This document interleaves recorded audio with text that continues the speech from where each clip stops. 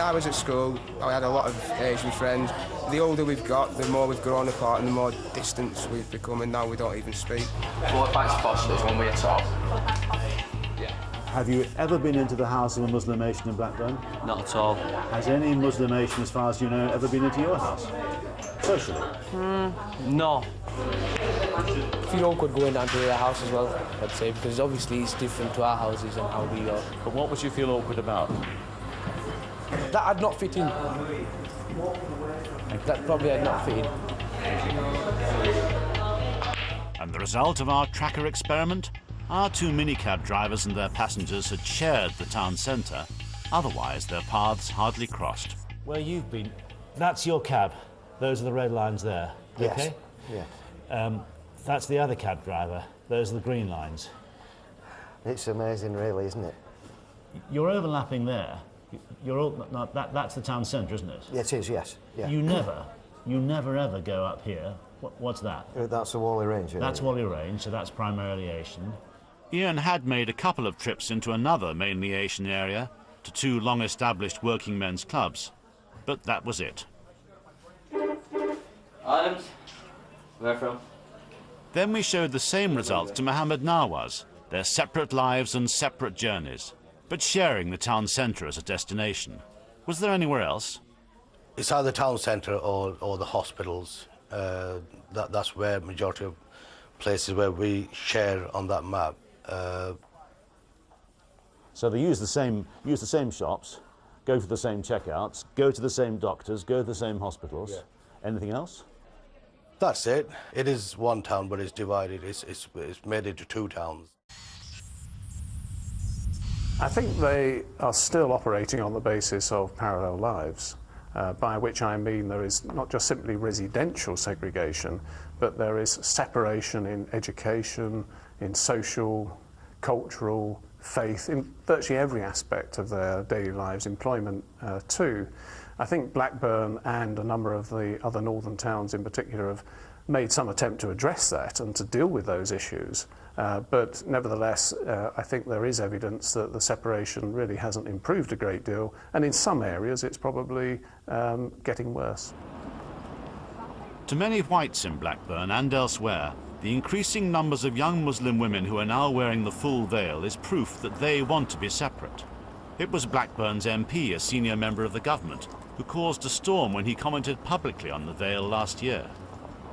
I described it, and I was right to do it, as a symbol of separation, because it makes conversation and contact between strangers that much more difficult. Now, when I came out with these observations, no, I was not coming down on one side or the other between the white community and the Asian community. The significant thing about the Asian community is the number of people who said to me, "Jack, you were right to raise this. We too have been concerned." But some ordinary Asians, like our cabbie, said he just made things worse. I think Mr. Stroll were quite wrong to say that Muslim women should remove the veil. It sort of distanced us again from the community. So if his intention was to deal with separation, in your opinion, all he's done is to increase it? Yeah, it's definitely increased it. 3 years ago, there was only one fully veiled student at Blackburn College. Now there are about 40. Whatever the women who wear it intend, the veil has now become a symbol of difference for both sides. Did you consider what will other people in Blackburn, in the community, think of this? Not really, because my religion is it teaches me and all the rest of the Muslims out there that we only live for the hereafter. This life is just a test. So in that way, I want to show everyone that I'm a Muslim, and I'm proud of showing that through my veil to the rest of the world. And the new generation aren't just proving their religious identity in the way they dress. In their heartland, Muslim Asian youths are helping to make sure that contact with whites of the opposite sex is strictly limited. Another student at Blackburn College, Jaffa Hussain, recently crossed the line. All he did was to walk through Whalley Range with a fellow student, who was a white girl. Whilst we were walking along, we'd get looks every so often from, people from within the community, you know, looks of probably disdain, looks of shame, and that made me feel nervous and pretty scared as well. We were having a laugh about it. It was like, we actually joked, oh, we're going to get battered here. And then when we noticed like more and more people were doing it, we were a bit like that. Like, took a step back then, we were like, actually, Jeff, I think we should hurry up. And it was, I don't know, it was just a little bit scary, a little bit intimidating. I was pretty scared, you know, and I just wanted to get through the area as fast as I could. You felt afraid that you would be abused and she'd be abused? No, I wouldn't be abused. I was scared that she might be abused by you, and it wouldn't be by any of the older generation. It'd be people from the younger generation who really didn't have any sense of what was happening. It felt like a foreigner going to like a really close-knit community, and you didn't feel like you belonged there. I don't know. It was really strange. Apparently they'd broken the rules. And as for marriage between Muslim Asians and whites, extremely rare. Around a dozen a year in Blackburn, we were told. Our white minicab driver was amazed we even asked. What chances do you think there'd be of any of your children of marriageable age ending up marrying a Muslim Asian? Absolutely none. At all. And that would be hostility from the Asian girl's family. I mean, you've got a son who's 19 now. Yes. And the mere thought of if he went out with a Muslim Asian girl?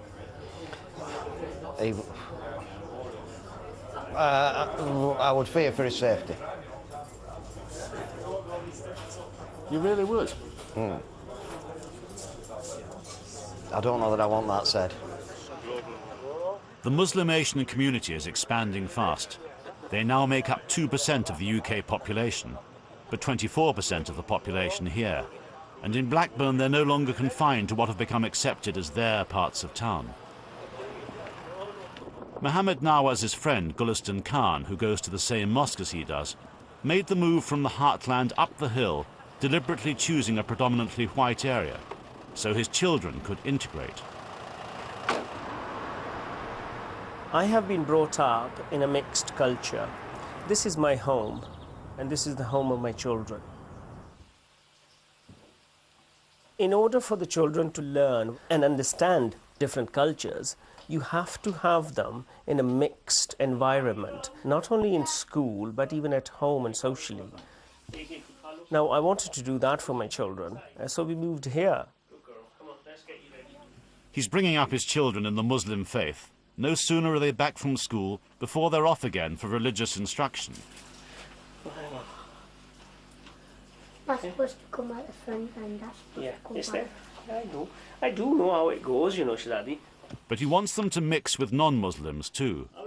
And as soon as he moved into his house, Gulistan Khan made sure he met the locals. Come on. We went to our neighbours and we took a box of chocolate or a bar of chocolate or something as a way of not going there empty-handed, which isn't a tradition for us, to introduce myself that, look, I've just moved into the area and this is what my name is and this is my wife. And what was the response after all your generous gifts?